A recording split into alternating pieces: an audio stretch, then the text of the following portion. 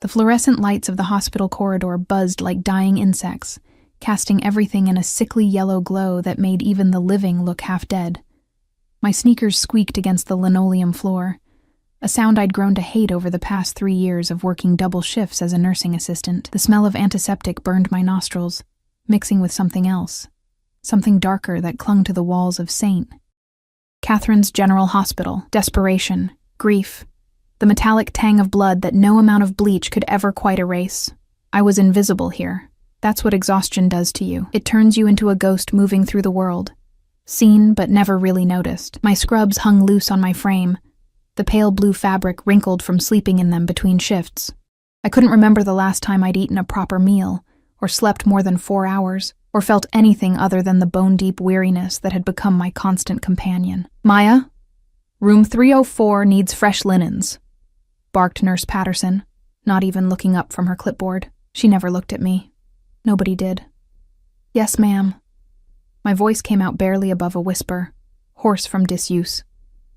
When you're poor, when you're nobody, you learn to make yourself small. You learn that the world doesn't care about your story, your struggles, your silent screams into pillows at 3 a.m. when the bills pile up faster than your paychecks. I pushed my cart toward the storage room at the end of the hall, my mind already counting, always counting. Rent was due in 5 days. The electricity bill sat unopened in my locker. My mother's medication cost more than I made in a week, and the pharmacy had started giving me those looks, the ones that said, "We know you can't afford this." The storage room door was heavy, old wood that groaned when I pushed it open. Inside, the air was cooler, mustier. Shelves lined the walls, stacked with linens, supplies, things that kept the hospital running. I reached for a stack of sheets when I heard it. Voices, low and urgent, coming from the maintenance corridor that connected to the back of the storage room. "Needs to be done tonight. He'll be vulnerable during the transition." My hands froze on the sheets. I should have left. Should have grabbed what I needed and walked away. But something in that voice made my blood run cold. A flatness, an emptiness that spoke of violence as casually as others discussed the weather. "The hit is approved. When he leaves the private wing, we take him in the parking garage. Clean? Quick." I pressed myself against the shelves, my heart hammering so hard I was sure they could hear it. Through the crack in the door, I could see shadows moving. 3 men, maybe 4. The overhead light caught on something metallic. A gun tucked into a waistband. Moretti won't see it coming. Word is he's here visiting his mother. Private wing, top floor. Security's tight, but everyone has to leave eventually. Moretti. The name echoed in my head, familiar in the way that urban legends are familiar. Everyone in this city knew that name, whispered it with a mixture of fear and reverence. Dante Moretti, the man who controlled half the city's underground, whose name alone could make grown men flinch. I'd seen the news reports, heard the rumors from patients who came in with injuries they refused to explain. I needed to leave. This wasn't my business. Whatever was about to happen in this hospital, whatever blood was about to be spilled, I shouldn't get involved. But my feet wouldn't move. 20 minutes. He's scheduled to leave at 10. The voices faded as the men moved deeper into the maintenance corridor. My hands trembled as I clutched the sheets to my chest, the fabric suddenly feeling like a shield, however useless. The clock on the wall read 9:42 p.m. I should have walked away. Instead, I found myself moving through the hospital like a woman possessed, my cart forgotten. The private wing was on the 7th floor, accessible only through a special elevator that required a keycard. But I'd worked here long enough to know the service stairs, the back ways that maintenance used, the paths that the invisible people took. My legs burned as I climbed the stairs, 2 at a time. I didn't know what I was doing, didn't know what I could possibly do. Warn him? A man like Dante Moretti probably had enemies lining up to kill him. Why would he listen to some nobody nursing assistant? But I kept climbing. The 7th floor was different, quieter. The walls were painted a soft cream instead of institutional white. The floors were carpeted. This was where the wealthy came to suffer in comfort, where privacy cost more per night than I made in a month. I pushed through the stairwell door, my breath coming in short gasps. A nurse at the station looked up, her expression changing from bored to suspicious in an instant. "You can't be up here." This floor requires— I need to deliver supplies, I lied, gesturing vaguely behind me. They called down for extra— We didn't call for anything. She stood, reaching for the phone. I'm going to have to ask you to— A door opened down the hall, and the world shifted. He emerged like a shadow made solid. All sharp angles and controlled power. Dante Moretti was taller than I'd imagined, dressed in a black suit that probably cost more than my entire year's salary. But it wasn't the clothes that made my breath catch. It was the way he moved, like a predator who knew exactly how dangerous he was and didn't need to prove it. 2 men flanked him, broad-shouldered and alert, their eyes constantly scanning. Bodyguards, of course, but it was him I couldn't look away from. Dark hair, slightly disheveled as if he'd been running his hands through it. A face that would have been handsome if it weren't so hard, all sharp cheekbones and a jaw that looked like it had been carved from marble. And his eyes— God, his eyes, dark and penetrating. The kind of eyes that saw everything, missed nothing. He walked past me without a glance, talking quietly into his phone in Italian. His cologne reached me, expensive, woody, with an undertone of something darker, dangerous. He smelled like power and money and violence wrapped in silk. They were heading toward the elevator, toward the parking garage, toward death. My body moved before my mind caught up. I dropped the sheets I was still somehow clutching and ran, not gracefully, not with any plan, just ran. Sir, Mr. Moretti. The bodyguards reacted instantly, hands moving inside their jackets, bodies shifting to block their boss, but I kept coming, propelled by something I couldn't name. Stupidity, probably, mixed with a lifetime of being invisible, and suddenly, desperately, needing to be seen. Wait, please, you can't go to the parking garage. One of the bodyguards caught me, his hand like an iron band around my arm. Pain shot through my shoulder as he yanked me back. Sir, should I— let her go? His voice was quiet, accented, but it carried absolute authority. The kind of voice that didn't need to be raised to be obeyed. The bodyguard released me immediately, though he stayed close, ready to grab me again if needed. Dante Moretti looked at me for the first time. Really looked at me, and I felt it like a physical touch.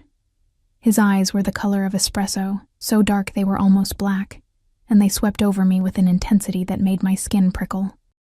I was suddenly painfully aware of how I must look. Wrinkled scrubs, hair falling out of its ponytail, dark circles under my eyes like bruises. You know my name. It wasn't a question. He tilted his head slightly, studying me like I was a puzzle he couldn't quite solve. But I don't know yours. Maya. My voice came out smaller than I intended.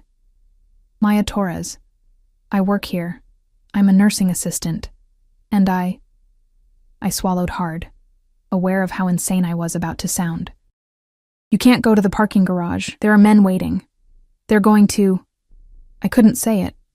Couldn't say kill you to this man who looked like death personified himself. His expression didn't change, but something flickered in those dark eyes. Interest, maybe. Or calculation. How do you know this? I heard them. In the storage room. They didn't know I was there. The words tumbled out faster now. Desperate. 3 or 4 men, I couldn't see them clearly. But they had guns. They said they were going to— when you left, in the garage. Sir. One of the bodyguards spoke urgently, his hand pressed to his earpiece. We have a situation. Security just reported unauthorized personnel in the parking structure. Multiple vehicles blocking the exits. The air changed. It was subtle. A shift in Dante Moretti's posture, a hardening of his already hard features. But suddenly, the danger that had always been implicit in him became explicit, rolling off him in waves. Get my mother moved to the safe house. Now. He spoke into his phone in rapid Italian, his eyes never leaving my face, and find out how they knew I was here. The elevator dinged. Everything happened in slow motion, and too fast at once. The doors opened, and I saw them, the same shadows I'd seen in the corridor, emerging with weapons drawn.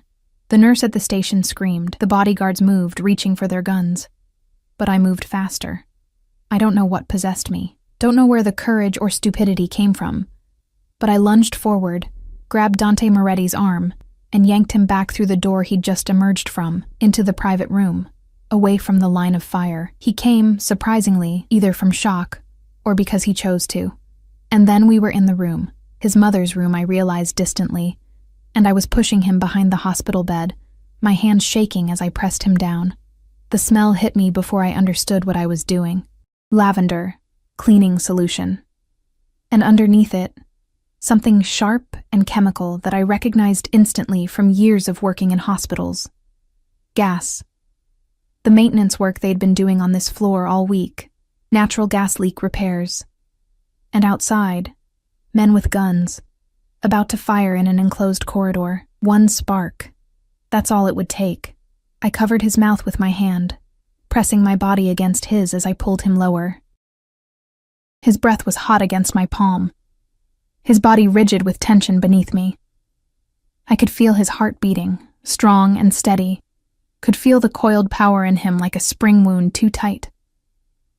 My lips found his ear, and I whispered the words that would change everything. Don't breathe. The world exploded. Not literally. Not yet.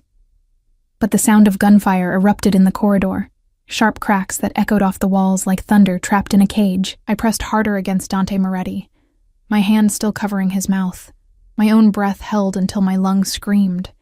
His body was solid beneath mine, all muscle and heat. And for a moment I was hyper-aware of every point of contact. My chest against his shoulder, my hip pressed into his side, my face so close to his that I could see the flecks of gold in those impossibly dark eyes.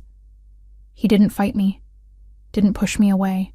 He simply watched me with an intensity that should have terrified me, his gaze never wavering even as chaos erupted around us. The chemical smell grew stronger. I could taste it now, metallic and wrong on the back of my tongue. The maintenance crew had posted warnings all week about the gas line repairs, about keeping flames and sparks away from the 7th floor. And now there were men with guns, firing in an enclosed space, each muzzle flash a potential ignition source. Gas leak. I breathed against his ear. So quietly I wasn't sure he could hear me over the gunfire. One spark and this whole floor goes up. I felt him tense, felt the moment understanding clicked into place. His hand came up, slowly, deliberately, and wrapped around my wrist, not pulling my hand away from his mouth, just holding it there. His skin was warm, his grip firm, but not painful. A silent acknowledgement. The shooting stopped. The silence that followed was worse than the noise. I could hear my own heartbeat, a frantic drumming that seemed loud enough to give away our position. Could hear the ragged breathing of someone in the corridor, wounded, maybe dying. Could hear footsteps, careful and measured, coming closer. Where is he? A voice, harsh and unfamiliar. Check every room. Dante's eyes narrowed. His free hand moved with practiced efficiency, reaching inside his jacket to pull out a gun, matte black, deadly efficient.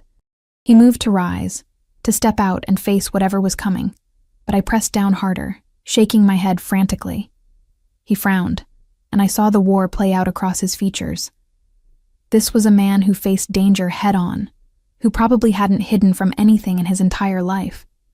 Asking him to stay down, to let others fight his battles, went against every instinct he had. But the gas was still leaking. I could see the barely visible haze in the air near the ventilation grate. Could smell it getting stronger. Any confrontation, any gunfire in this hallway, would be suicide. Please, I mouthed, though no sound came out. The door handle turned. I did the only thing I could think of. I grabbed the heavy blanket from the hospital bed and threw it over both of us, pulling Dante down to the floor completely, tucking us into the narrow space between the bed and the wall. In the darkness beneath the blanket, pressed impossibly close to him, I could feel every breath he took, every subtle shift of his body. His cologne filled my senses, cedar and bergamot, with an undertone of gunpowder. Expensive and dangerous, just like him. His arm came around my waist, pulling me tighter against him, and I realized he was positioning himself between me and the door. Even now, even hiding, he was trying to protect me. The door opened fully. Footsteps entered the room. One person, maybe two. I could see the shadows moving across the floor through the tiny gap at the bottom of the blanket. Heavy boots, military style. Clear. The voice was disappointed. He's not here. Check the bathroom. Another voice. Younger, nervous, more footsteps. The sound of the bathroom door opening, closing. A pause that stretched for eternities. Nothing.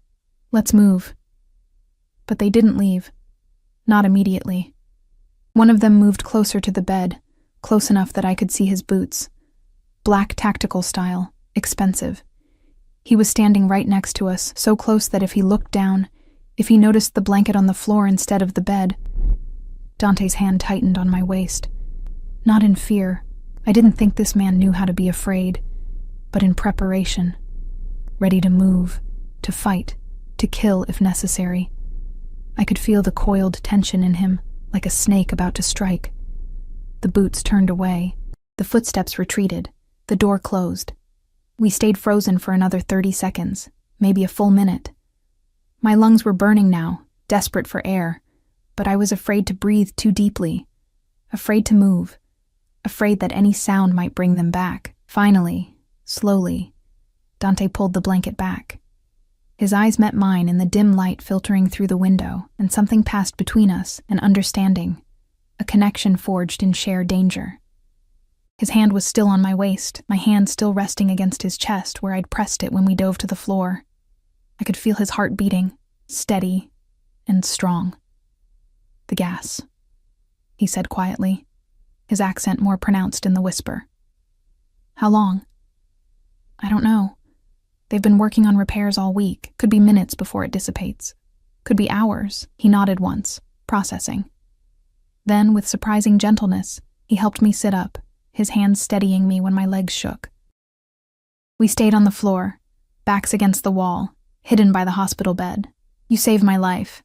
He said it as a statement, not a question, his dark eyes searching my face. Why? How could I explain? I didn't understand it myself. I couldn't just let them kill you. You don't know me. You don't know what I've done, who I am, what I'm capable of. His voice was soft, almost hypnotic. For all you know, I deserve to die. Nobody deserves to be ambushed in a hospital. The words came out stronger than I felt. Your mother is here. You came to see your mother. That doesn't deserve... I couldn't finish. The adrenaline was wearing off, and my body was starting to shake in earnest now. Reaction setting in. My hands trembled, my breath coming in short gasps that had nothing to do with the gas in the air. Hey. His hand cupped my chin, tilting my face up to look at him. Breathe. Slowly. You're in shock. I'm fine. But I wasn't. I was very much not fine. I'd just witnessed an assassination attempt, had hidden from armed men, had probably inhaled toxic fumes, and was now sitting on the floor of a hospital room with one of the most dangerous men in the city. Your name is Maya. He said it like he was testing the weight of it. Maya Torres. You work here as a nursing assistant. I nodded, not trusting my voice. And you heard these men planning to kill me, and instead of running, instead of saving yourself, you came to warn me. His thumb brushed across my cheekbone, a gesture so gentle it seemed at odds with everything I knew about him. Foolish. Incredibly foolish. Probably, I managed. But brave. His eyes held mine. When the shooting started, you pushed me out of the line of fire. Covered my mouth so I wouldn't breathe in the gas. Risked your own life to save mine. He paused. Why? I told you. No, his voice was firm now. The truth. Why would a woman who looks half dead from exhaustion, who clearly has her own problems, risk everything for a stranger? The truth. The truth was, I didn't know. The truth was that in that moment, when I'd seen him walking toward his death, something in me had broken, or maybe not broken, maybe awakened. Maybe after years of being invisible, of being nobody, of letting the world grind me down into dust, I'd finally seen a chance to matter, to do something that mattered. Because I'm tired of being invisible, I whispered, because for once, just once, I wanted to be someone who did something that mattered. His expression shifted, something almost like recognition flickering in those dark eyes. Like he understood somehow. Like maybe he too knew what it was like to be invisible, even if in a different way. Well, Maya Torres. He stood in one fluid motion, pulling me up with him. You are definitely not invisible anymore. He pulled out his phone, speaking rapidly in Italian. I caught fragments. Situazione contenuta, gas, settimo piano, mia madre, mother. He was arranging for his mother to be moved, for the gas to be dealt with, for security to sweep the hospital. As he talked, I noticed the blood on his sleeve for the first time. Not his blood. One of his bodyguards, probably. The reality of what had just happened crashed over me like a wave. People had died in that corridor, maybe people I knew, co-workers, patients. Because of this man. Because of the world he inhabited. I need to go, I said suddenly. I need to check on. There might be casualties. I need to. You're not going anywhere. He ended his call, his attention snapping back to me with laser focus. Those men are still in the hospital. You think they won't question how I disappeared? You think they won't look for anyone who helped me? My stomach dropped. But I'm nobody. I'm just... You stopped being nobody the moment you saved my life. He moved closer, crowding into my space. Not threatening exactly, but overwhelming. They will find you, Maya. They will hurt you to get to me. They will torture you for information. And then they will kill you. The room tilted slightly. I can't. I have to work. My mother needs... I have bills. Your bills will be paid. He said it like it was already decided. Your mother will have the best care, and you... His hand caught my chin again, forcing me to look at him. You will come with me. You will be under my protection. It's not a request. You can't just... I can. Those two words held absolute certainty. And I will, because whether you like it or not, you're involved now. You're in my world now, and in my world, debts are paid. I don't want anything from you. My voice came out smaller than I intended. I just wanted... I know what you wanted. His thumb traced my lower lip, a touch that sent electricity racing down my spine. You wanted to matter. Congratulations, Maya. You matter very much now. The door burst open. Dante moved instantly, putting himself between me and the door, his gun raised. But it was his men. More bodyguards, these ones unfamiliar to me, dressed in tactical gear. Sir, the area is secure. We have vehicles waiting in the underground loading dock. Your mother is already en route to the safe house. The man's eyes flicked to me, then back to his boss. What about the girl? She comes with us. Dante's voice brooked no argument. Prepare a room at the estate. Full security detail. No one gets near her without my authorization. Sir, if I may, bringing an outsider to the estate. She's not an outsider. Dante holstered his gun, his hand finding the small of my back. She's under my personal protection. Anyone who touches her answers to me. Understood. The bodyguard's expression shifted to something like pity as he looked at me. Understood, sir. And just like that, my life as I knew it ended. Dante guided me toward the door, his hand never leaving my back. In the corridor, I could see the aftermath. Bullet holes in the walls, blood on the floor, overturned equipment, but no bodies. His men had already cleaned up, efficient and thorough. My things, I said weakly. My locker, will be collected. He didn't slow down. Anything you need will be provided. But my mother is being moved to a private facility as we speak. The best neurological care in the state.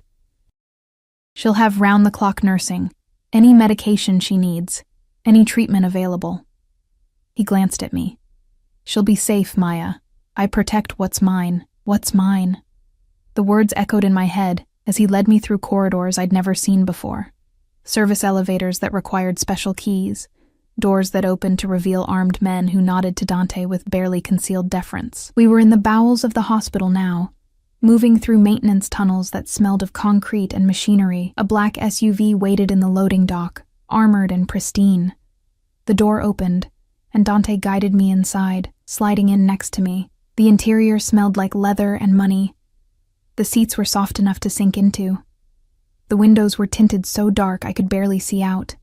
As we pulled away from the hospital, from my job, my life, everything I knew, I caught a glimpse of police cars arriving, lights flashing in the darkness.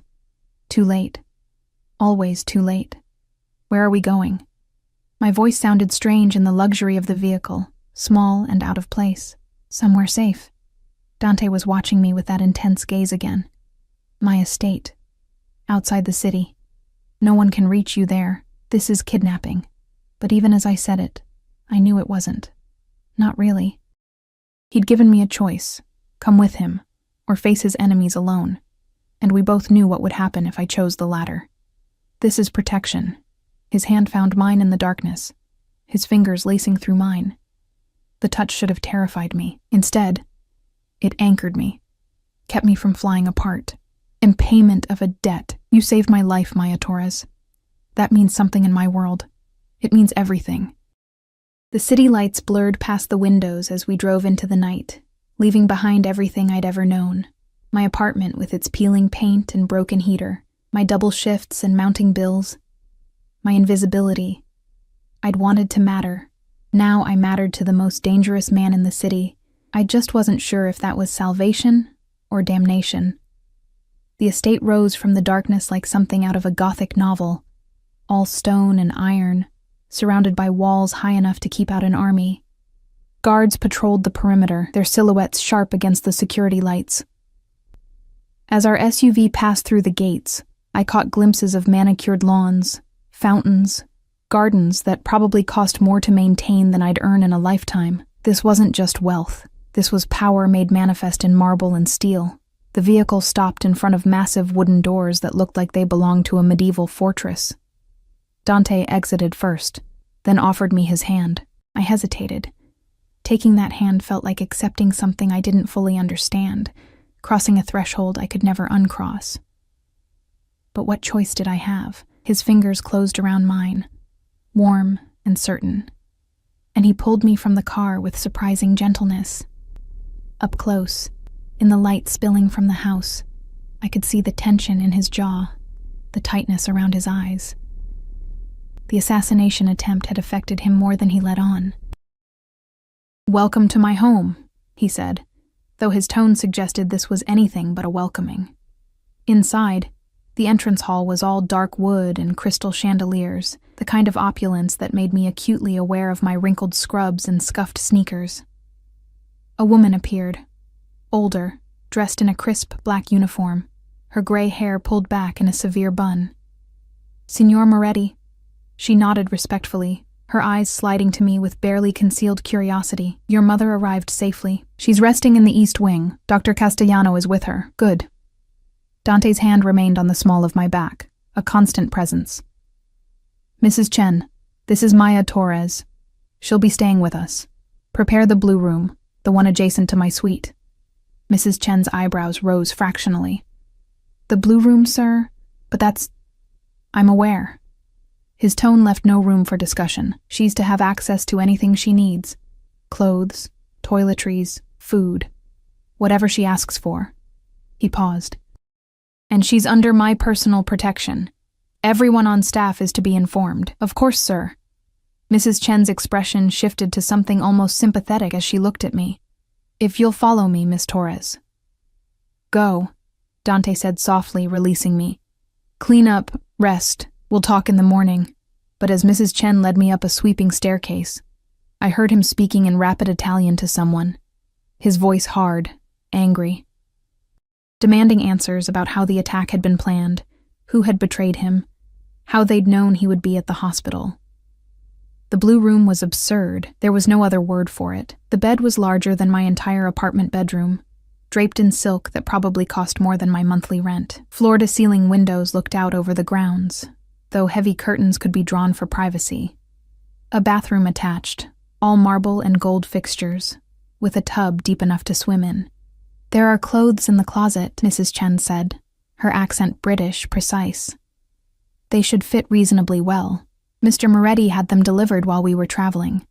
At my shocked expression, she smiled slightly. "He's very thorough. Dinner can be sent up if you're hungry, or you can join the household in the morning for breakfast." "I don't understand." The words burst out before I could stop them. "Why is he doing this?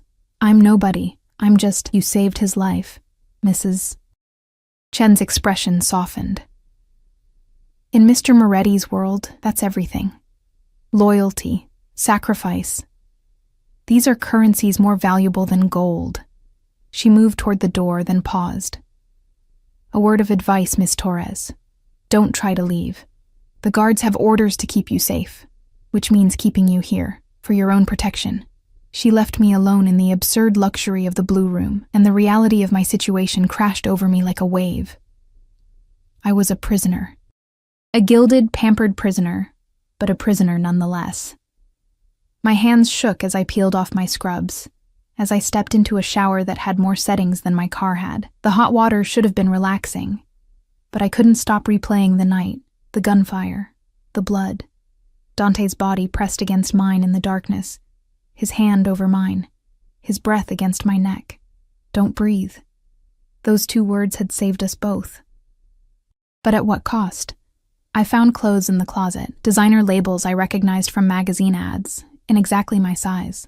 Soft cashmere, silk blouses, jeans that fit like they'd been made for me, because they probably had been. In the space of a few hours, Dante had researched me, measured me, provided for me. The thought should have terrified me. Instead, it made me feel seen in a way I hadn't been seen in years. I couldn't sleep. The bed was too soft, the room too quiet, my mind too loud. Around 3 a.m, I gave up and wandered to the windows, pulling back the curtains to look out over the grounds. Security lights illuminated the gardens, and I could see guards making their rounds, their vigilance never wavering. A knock at the door made me jump. "Come in," I called, expecting Mrs. Chen or perhaps a maid. Instead, Dante entered, still dressed in his suit, though he'd lost the jacket. His shirt was partially unbuttoned, revealing a glimpse of tanned skin and what looked like scars. Old ones, silver against his olive complexion. He carried 2 glasses and a bottle of what was probably very expensive whiskey. "You should be sleeping," he said, closing the door behind him. "So should you." A slight smile touched his lips, the first genuine expression I'd seen from him. "Touché." He moved to the sitting area by the window, pouring 2 glasses. "Join me?" I should have said no. Should have maintained some distance, some boundary between captor and captive. But I was tired of should-haves, tired of always doing what was expected. I sat across from him, accepting the glass. The whiskey burned going down, warming me from the inside out. "I spoke with the hospital," he said, his eyes on the amber liquid in his glass. 3 of my men died tonight, 2 of theirs. The gas leak was reported and contained before it could ignite. He looked up at me. "If you hadn't warned me about the gas, hadn't made me take cover, that entire floor would have exploded. Everyone on it would have died, including my mother." The weight of those words settled between us. "I'm sorry about your men," I said quietly. They knew the risks, but his jaw tightened. They were good men. Loyal. They died protecting me. And the men who attacked, who were they? Rivals. The Volkov family, most likely. They've been making moves on my territory for months. His expression darkened. Someone told them I would be at the hospital tonight. Someone close to me. And when I find out who... He didn't finish, but he didn't need to. I could imagine what would happen to whoever had betrayed him. "Your mother," I said, changing the subject. "How is she?" Something shifted in his expression. A vulnerability I hadn't expected. Alzheimer's, advanced stage. Some days she knows me. Some days she thinks I'm my father. He took a long drink. "She's all I have left. My father died when I was 20. My brother." He stopped abruptly. "You don't have to tell me," I said softly. "No, I don't." But after a moment he continued. "My brother, Marco, died 3 years ago. Betrayed by someone he trusted. Killed in front of me. I couldn't..." His hand tightened on the glass. I couldn't save him. The pain in his voice was raw, real. This wasn't the dangerous mob boss, the man who commanded fear and respect in equal measure. This was just a man, grieving losses he couldn't prevent, protecting the one family member he had left. "I'm sorry," I whispered. His eyes met mine, intense and searching. "You understand loss. I can see it in you, in the way you carry yourself, like you're afraid to take up too much space in the world. My father left when I was 12, I heard myself saying, though I never talked about this. Never. My mother developed early-onset dementia 2 years later. I've been taking care of her ever since, working multiple jobs, trying to afford her medications, her care. I laughed bitterly. I've been invisible for so long. I forgot what it felt like to be seen. You're seen now. He leaned forward, elbows on his knees, closing the distance between us. Maybe too seen. Everyone in my organization will know about you by morning. The woman who saved Dante Moretti's life. They'll want to know who you are, what you mean to me, whether you're a weakness they can exploit. And am I?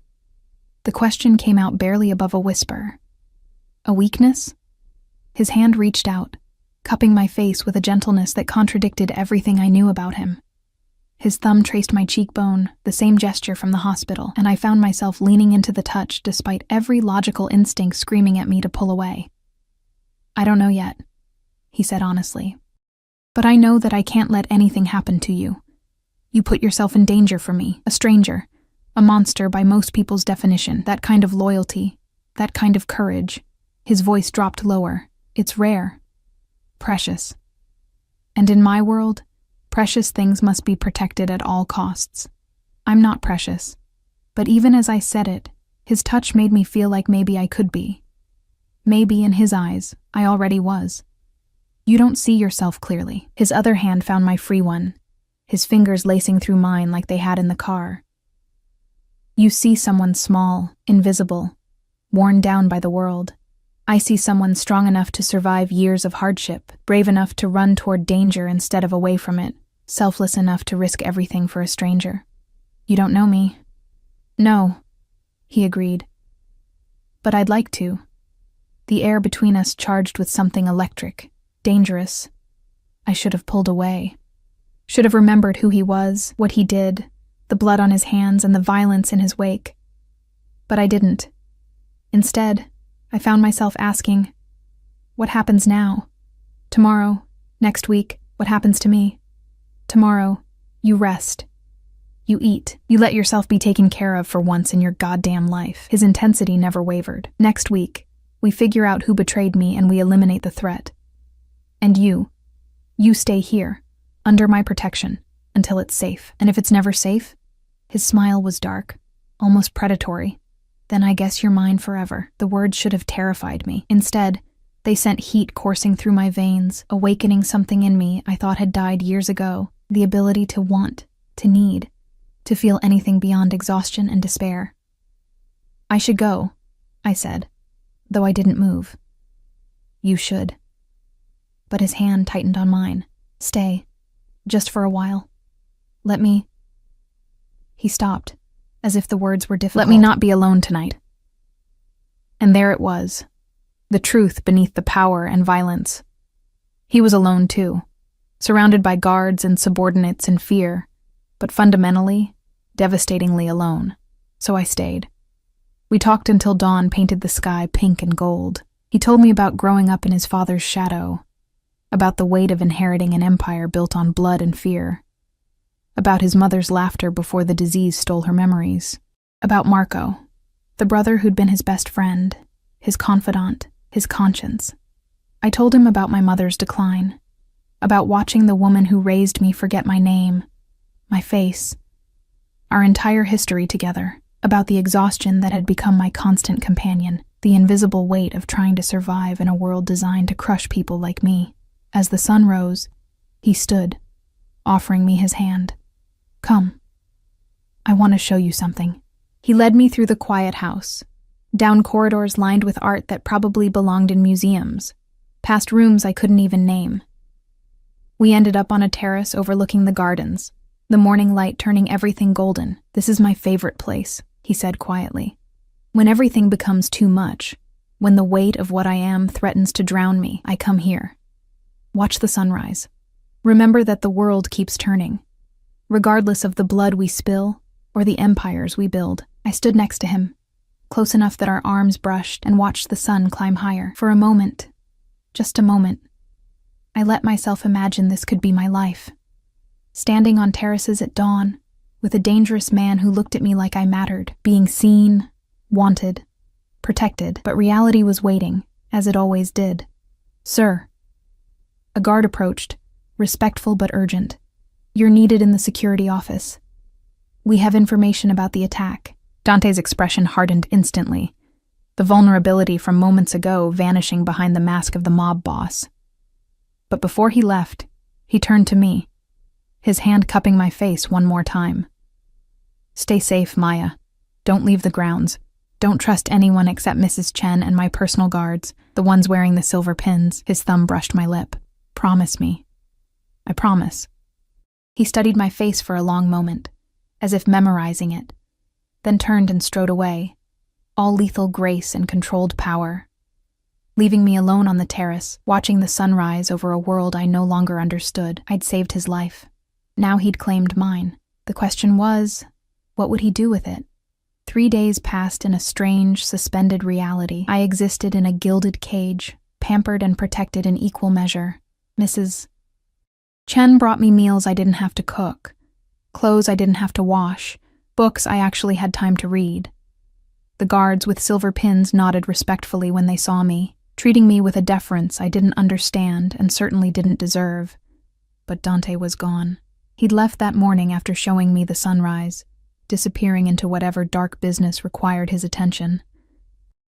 I caught glimpses of him occasionally, a shadow moving through the hallway late at night, his voice raised in anger behind closed doors, the sound of vehicles coming and going at all hours.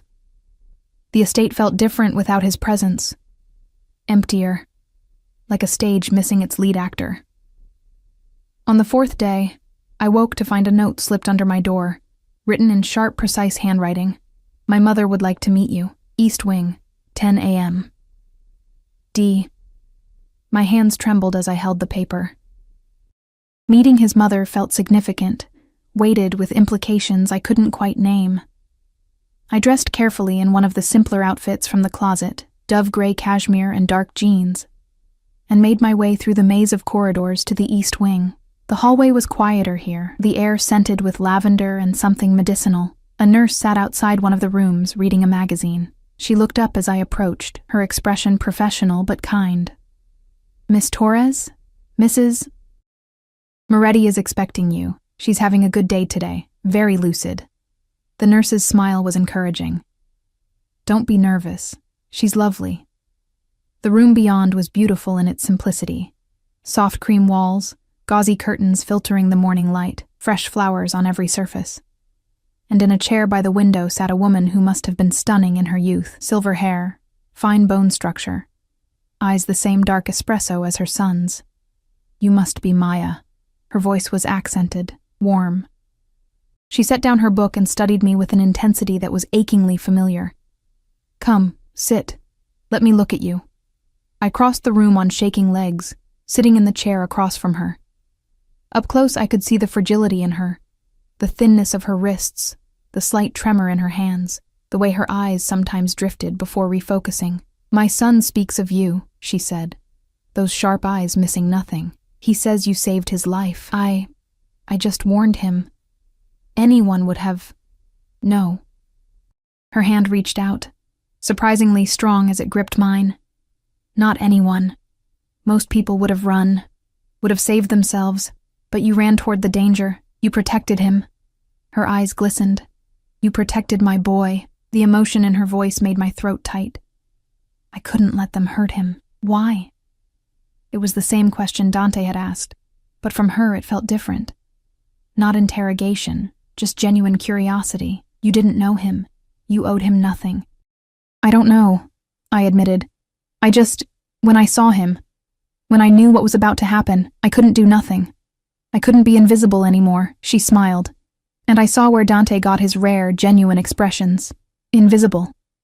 "Yes, I understand that. I am invisible now too. The disease. It steals you piece by piece until even your own son looks at you and sees a stranger." "He doesn't see a stranger." The words came out fierce, surprising both of us. "When he talks about you, there's so much love. So much fear of losing you.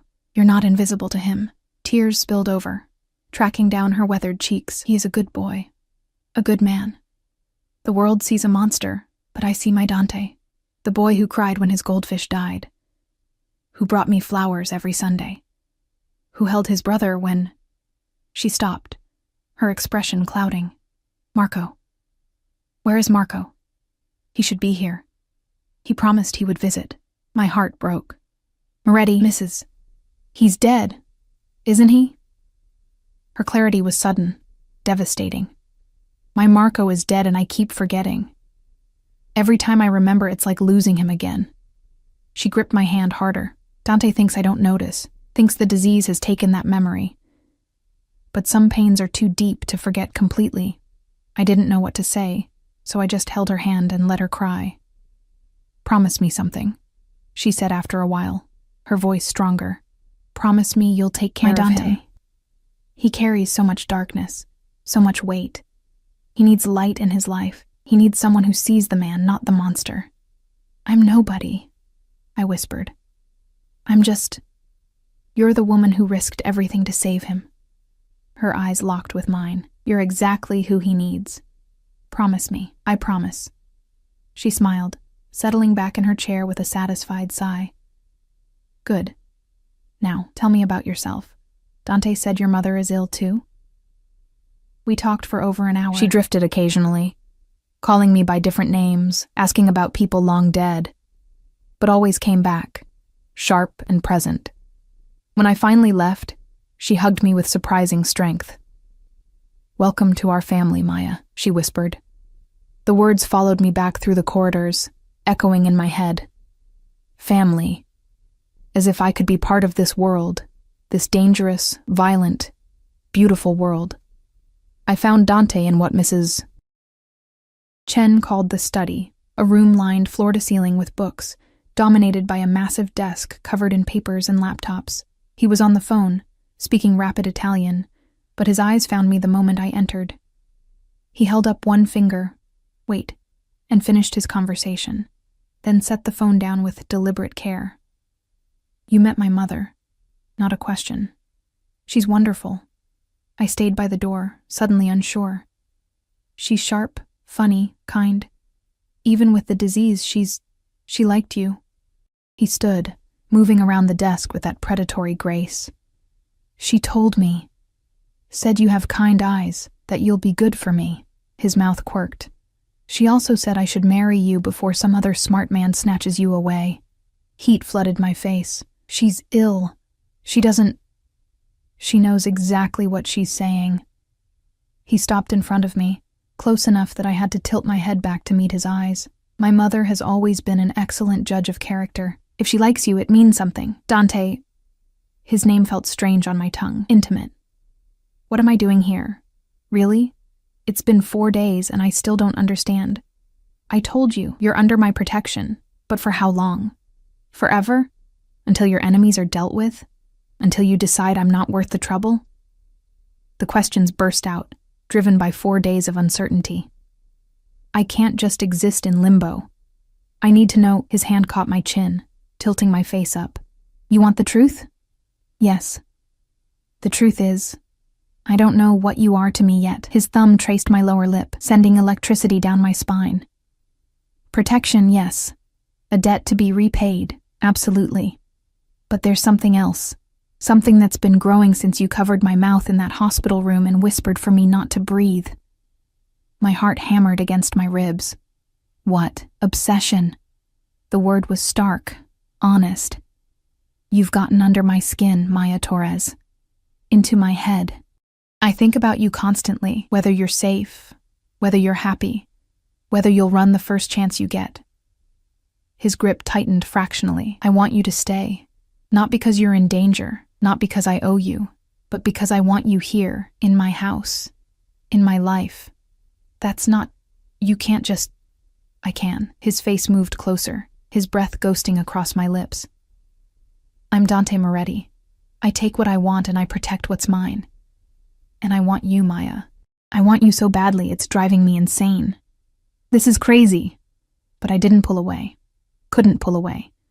We barely know each other. Then let's fix that.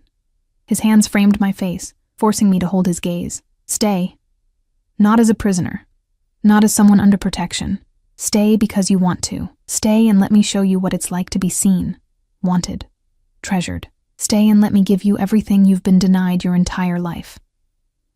And what do you get? My voice came out breathless. His smile was dark, possessive. You. He kissed me then, and the world exploded into sensation. His lips were demanding, claiming, but somehow gentle at the same time.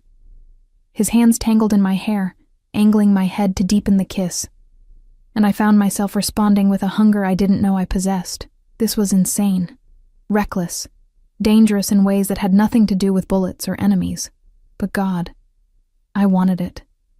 When he finally pulled back, we were both breathing hard. His eyes were nearly black with desire, his usual control fraying at the edges. "Stay," he said again, his voice rough. "Say you'll stay." The door burst open. A man entered, tall, scarred, with cold eyes that assessed me in an instant. "Sir, we have a problem. The Volkovs know about the girl. They're asking questions, making threats." Dante's expression shifted instantly, all heat replaced by ice. "How?" "Someone leaked photos from the hospital. Her face is all over their networks." The man's jaw tightened. "They're offering money for information about her. Where she is, who she is to you." My blood ran cold. "What does that mean?" Dante turned to me, and for the first time since I'd met him, I saw real fear in his eyes. Not for himself. For me. "It means they know you matter to me." His hands gripped my shoulders. "It means they'll use you to get to me. They'll take you, hurt you, kill you to prove a point." "But I'm nobody." "You're not nobody." His voice cracked with intensity. He stopped, visibly wrestling with control. "You're important. To me, and that makes you a target." The scarred man cleared his throat. "Sir, recommendations?" "Lock down the estate. Double the guards on her detail. No one gets in or out without my personal authorization." Dante's hands slid down to grip mine. "And prepare the panic room. If they breach the walls, that's where she goes." "Understood." The man left, and suddenly we were alone again. The moment from before shattered. "This is my fault," I said numbly. "If I hadn't saved you, if I'd just minded my own business, if you hadn't saved me, I'd be dead." His forehead pressed against mine. "Don't regret it. Please don't regret it." "I don't." And surprisingly, I meant it. "But I don't want to be the reason more people die. I don't want to be a weakness that destroys you." "You're not a weakness." His hands cupped my face again. He seemed to struggle with the words. "You're the first thing in years that's made me feel human. That's made me want something other than revenge and blood and power." "Dante, I know this is too much, too fast. I know I'm asking for things I have no right to ask for." His eyes searched mine, desperate. "But stay. Please. Stay and let me keep you safe. Stay and—" His voice dropped to barely a whisper. "Stay because maybe, just maybe, I should have said something good in all this darkness. Should have demanded he let me go, let me return to my small, invisible life where no one wanted to kill me for existing. But I didn't." "Okay," I whispered. "I'll stay." His kiss was different this time, softer, slower, full of something that felt dangerously close to tenderness. When he pulled back, his smile was genuine, lighting up his face in a way that stole my breath. "Thank you," he said simply. Over the next week, I learned what it meant to live in Dante Moretti's world. I learned that he worked constantly, managing an empire that stretched across the city and beyond. That he was ruthless in business, but loyal to those who earned it. That he visited his mother every morning, reading to her even when she didn't recognize him. I learned that his scars told stories. Knife fights, bullet wounds, a childhood marked by violence. That he spoke 4 languages fluently. That he loved opera and classical music, playing it softly in his study while he worked.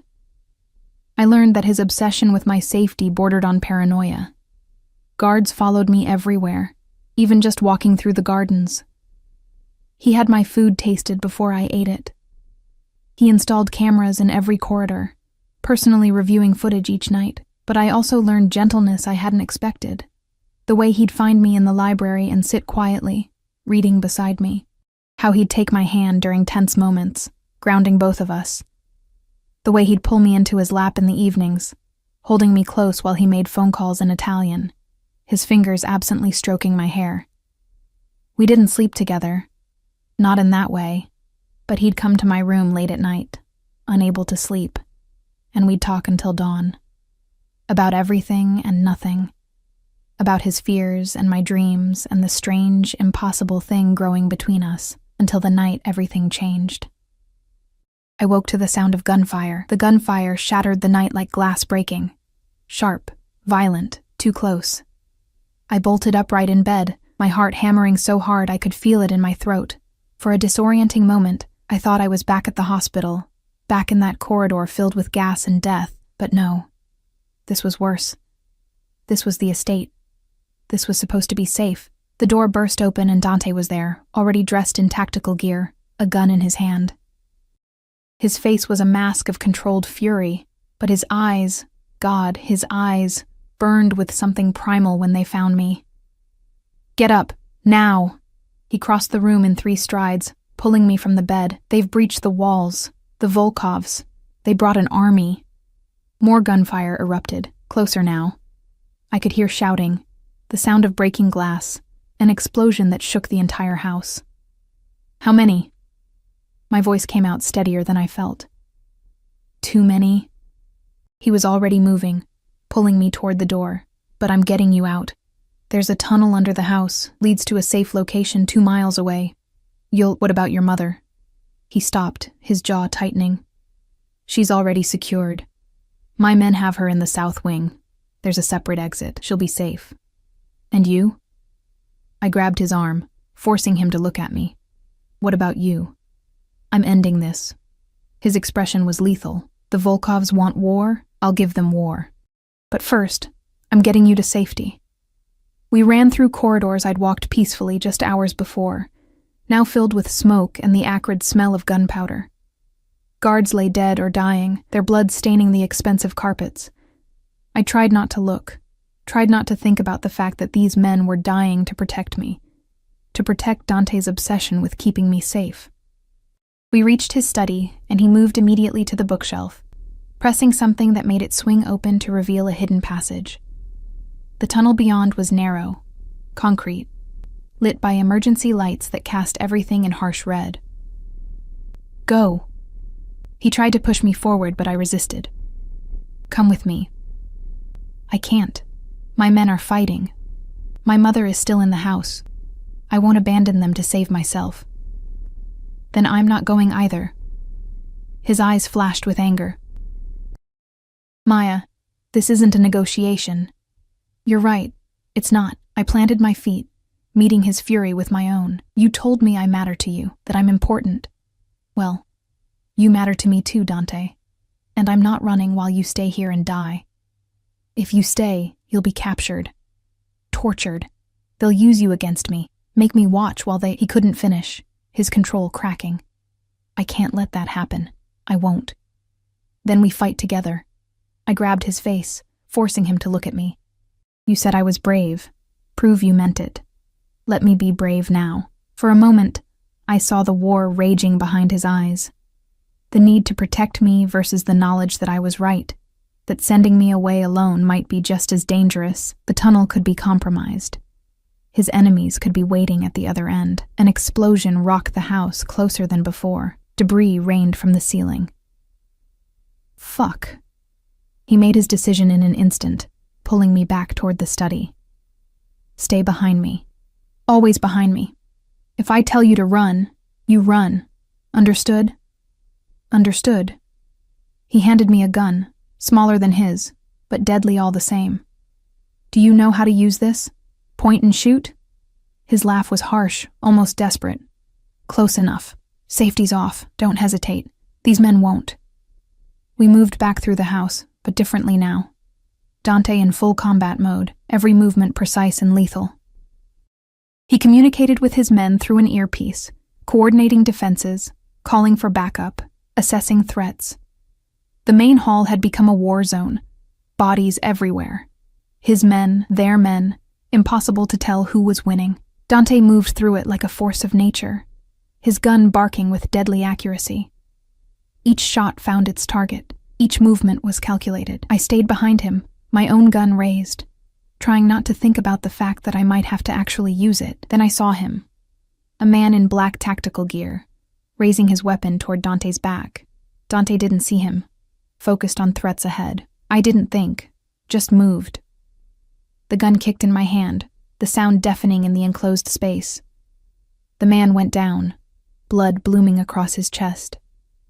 I'd shot him. I'd killed someone. Dante whipped around, saw the body, saw me standing there with the smoking gun. Something changed in his expression. Pride mixed with horror. "Good shot," he said quietly. Then louder. "Stay close." We fought our way to the east wing where his mother was supposed to be secured, but when we burst through the doors, my heart stopped. The room was destroyed, guards dead, and his mother, gone. No. The word was torn from Dante, raw and broken. "No, no, no." His earpiece crackled. "Sir, we have visual on the Volkovs. They're retreating. They have a hostage." Dante's face went white. "Show me." One of his men brought up footage on a tablet. Grainy, but clear enough. The Volkovs loading someone into a vehicle. Someone small, fragile, silver-haired. His mother. The sound that came from Dante was inhuman. Rage and grief and desperation all mixed together. He spun toward me, and I saw something break in him. "This is my fault," he said, his voice hollow. "I brought you here. I made you important to me. They took her because of you, to hurt me through you." The words cut deeper than any bullet could. "Dante, they'll kill her." He was spiraling, I could see it. "They'll kill her to punish me for protecting you, because I chose you over. Then we get her back." I grabbed his face, forcing him to focus. "We get her back, Dante. Together, you hear me? We don't give up. We fight." He stared at me, and slowly, so slowly, I saw him come back from whatever dark edge he'd been teetering on. "We get her back," he repeated, his voice gaining strength. The next hours were a blur of controlled chaos. Dante's entire organization mobilized. Every contact, every informant, every resource he had went toward finding his mother. I stayed by his side through all of it, refusing to be sent away, refusing to be protected while he burned himself out trying to fix this. Finally, at dawn, they had a location. A warehouse on the docks, cliché, but effective. The Volkovs were holding her there, waiting for Dante to come. "It's a trap," his second-in-command said flatly. "They want you to come. They'll kill you both." "I know." Dante was already loading weapons. "I'm going anyway." "Then I'm coming too." I didn't give him a chance to argue. "She asked me to take care of you. I promised her. I'm not breaking that promise." His eyes met mine, full of something I couldn't name. "If we do this, there's no going back. You'll have blood on your hands. Real blood. You'll be part of my world completely. No more innocence. No more pretending you're not involved." I stopped being innocent the night I saved your life. I picked up the smaller gun he'd given me earlier. "I'm already part of your world, Dante. Might as well own it." He pulled me into a fierce kiss, desperate and claiming and full of everything we hadn't said to each other. "Stay alive," he murmured against my lips. "Whatever happens, stay alive. Promise me. Only if you promise the same. Deal." We went to war. The warehouse was exactly as expected, dark, full of shipping containers, countless places for an ambush. Dante's men surrounded it, but he and I went in through the front. Bold, reckless. Exactly what they'd expect from him. The Volkovs were waiting, 20 men, maybe more, all armed. And in the center, tied to a chair, was his mother. She looked small, terrified. But when she saw Dante, her face lit up. "My boy," she called out, her voice trembling. "I knew you'd come. Let her go, Alexei." Dante's voice echoed through the warehouse. "This is between you and me. She's innocent." A man stepped forward, tall, broad, with cold blue eyes and a smile that made my skin crawl. Alexei Volkov, presumably. "Innocent?" He laughed. "No one connected to you is innocent, Moretti. Your mother raised you, made you what you are. And this girl..." His eyes found me, and I felt them like a physical violation. "This girl you've been keeping like a pet. She matters to you. That makes her guilty. Let them go, and I'll surrender." Dante's gun was raised, but his voice was steady. "You want me dead? Fine, but let them go first." "No!" I grabbed his arm. "Dante, you can't." "I can and I will. His eyes met mine one last time. "Remember what I told you. You matter. Don't ever forget that." He started to lower his gun. That's when his mother spoke. "Dante Moretti, you put that gun back up right now." Her voice was sharp, clear, completely lucid. "I didn't raise a quitter. I didn't raise a man who surrenders." Everyone froze. She looked at Alexei with contempt. "You think tying up an old woman makes you powerful? You think threatening innocence makes you strong?" She spat at his feet. "You're nothing, just another coward hiding behind guns." Alexei's face darkened. He raised his gun toward her. Everything happened at once. Dante fired, a perfect shot that took down Alexei before he could pull the trigger. The warehouse erupted in gunfire. Dante's men burst through every entrance. I dove for cover, my own gun raised, firing at anyone who came near us. Dante fought like a demon, his movements fluid and lethal. He reached his mother, cutting her bonds with a knife he pulled from somewhere, shielding her body with his own as bullets flew. I provided cover, my shots wild but effective enough to keep enemies back. My ears rang, my hands shook. But I kept firing, kept moving, kept fighting, and then suddenly, silence. The Volkovs were dead, all of them. The warehouse floor was littered with bodies, the air thick with smoke and the copper smell of blood. Dante held his mother, checking her for injuries. She was crying, but alive, whole. "I'm okay," she was saying. "I'm okay, my boy. Thanks to you. Thanks to your brave girl." He looked at me then, across the warehouse floor, and I saw everything in his eyes.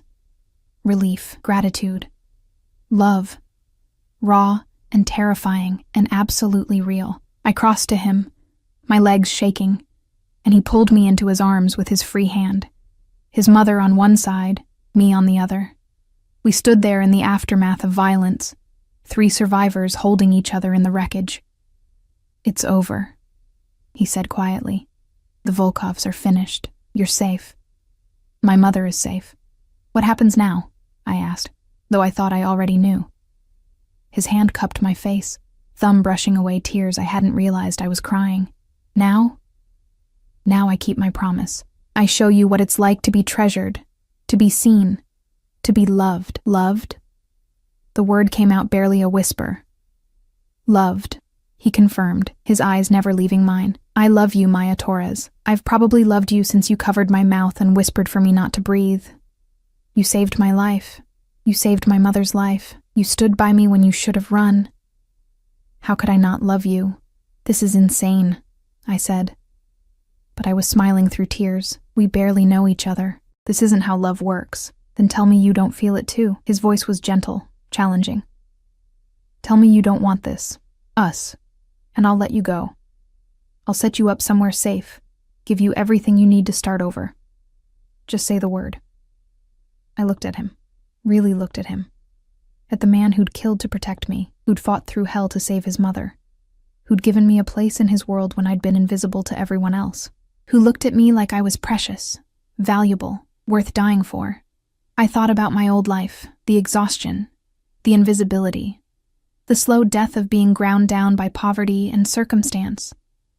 And I thought about this new life, dangerous, yes, bloody and violent and morally complicated, but also full of passion and purpose, and the strange, fierce connection I'd never felt with anyone before. "I can't say the word," I admitted, "because I feel it too. This impossible, insane, terrifying thing. I love you, Dante Moretti. God help me, I do." His kiss was different this time, not desperate or claiming, but tender. A promise. A beginning. "Marry me," he said against my lips. "What?" "Marry me. Make this official. Be my wife, my partner, my everything." He pulled back to look at me, his expression serious. "I know it's fast. I know it's crazy. But I also know that life is short, and love is rare, and I don't want to waste another second not being completely yours." "Your mother was right," I said, laughing through tears. "She told you to marry me before some other smart man snatched me away. My mother is always right." He glanced at her. She was being tended to by his men, but was watching us with a knowing smile. "So, what do you say, Maya? Will you marry a monster?" I touched his face, tracing the line of his jaw. "You're not a monster. You're a man who protects what he loves, who values loyalty and family above everything, who gave an invisible woman a reason to be seen. I smiled. Yes, I'll marry you. The smile that broke across his face was incandescent, pure joy, untainted by the violence surrounding us. 6 months later, I stood in a garden filled with white roses, wearing a dress that cost more than my old apartment, surrounded by people who'd once terrified me but now felt like family. Dante's mother sat in the front row, lucid and radiant, crying happy tears. And Dante looked at me like I was his salvation, his redemption, his everything. We'd had our blood and fire, we'd had our violence and fear and desperate fights for survival. Now, finally, we had peace. As he slipped the ring onto my finger, as he kissed me in front of everyone who mattered, I thought about the night I'd covered his mouth and whispered, "Don't breathe," about how that single moment had changed both our lives irrevocably. I'd saved his life, and in return, he'd given me one worth living. We weren't perfect. Our love was born in violence and would probably always carry that shadow, but it was ours, fierce and real and absolutely unbreakable. I was no longer invisible. I was Maya Moretti, wife of the most dangerous man in the city, protected, cherished, loved beyond measure, and I'd never been happier. Later that night, in the privacy of our bedroom, as Dante held me close and whispered promises in Italian against my skin, I thought about everything that had led us here. The hospital, the gas, the gunfire, the fear, and the fighting and the blood. "Do you regret it?" he asked softly, as if reading my mind. "Any of it?" I thought about my old life, about being nobody, invisible, ground down by the weight of just existing, about never mattering to anyone. Then I thought about this, being held by a man who'd burned the world for me, who looked at me like I was precious, who'd given me purpose and passion and a love so intense it sometimes scared me. "Not for a second," I said honestly. "You?" His arms tightened around me. "My only regret is that I didn't find you sooner, that you suffered alone for so long before fate brought you to me. Maybe we needed that," I mused. "Maybe we needed to be broken separately so we could heal together, poet." He kissed my temple, my beautiful, brave, impossible poet. We fell asleep tangled together, safe in our fortress, surrounded by guards and guns and all the trappings of his dangerous world. But none of that mattered as much as the simple fact that we had each other. I'd covered his mouth and whispered, "Don't breathe." Now, we breathed together, lived together, loved together. And that made everything, all the danger, all the blood, all the impossible choices, worth it. In the end, I'd wanted to matter. Now I mattered more than I'd ever dreamed possible, and I was finally, beautifully, completely seen.